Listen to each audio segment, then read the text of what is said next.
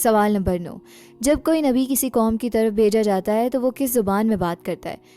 سوال، سورہ ابراہیم کے مطابق اللہ تعالیٰ اپنے رسولوں کو کس زبان میں بھیجتے تھے؟ اے، ہمیشہ عربی زبان میں، بی، ہمیشہ عبرانی زبان میں، سی، ہر رسول کو اس کی اپنی قوم کی زبان میں، ڈی، ایک خاص آسمانی زبان میں۔ درست جواب سی، ہر رسول کو اس کی اپنی قوم کی زبان میں۔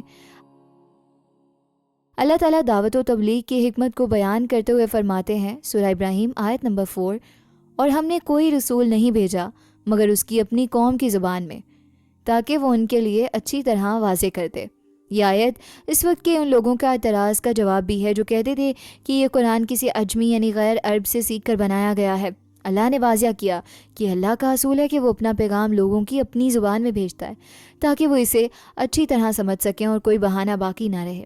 اسی اصول کے تحت حضرت موسیٰ علیہ السلام اپنی قوم سے عبرانی میں اور حضور اکرم صلی اللہ علیہ وآلہ وسلم عربوں سے عربی میں مخاطب ہوئے۔ اللہ ہمیں سکھا رہے ہیں کہ دین کا پیغام پہنچانے کے لیے لوگوں کے قریب جانا، ان کی نفسیات کو سمجھنا اور ان کی اپنی زبان اور محاورے میں بات کرنا ضروری ہے تاکہ بات دل میں اترے۔ جب آپ کسی کو دین کی کوئی بات بتانا چاہیں، چاہے وہ آپ کا بچہ ہو، دوست ہو یا کوئی اور، تو مشکل اور علمی زبان استعمال کرنے کی بجائے سادہ، عام فہم اور محبت بھرے انداز میں بات کریں۔ سوال نمبر 10، اگر اللہ کا ذکر سن کر آپ کے دل کو سکون ملتا ہے تو سبسکرائب کیے بغیر آگے مت بڑھیں، شاید یہی چینل آپ کے لیے سکون کا ذریعہ بن جائے۔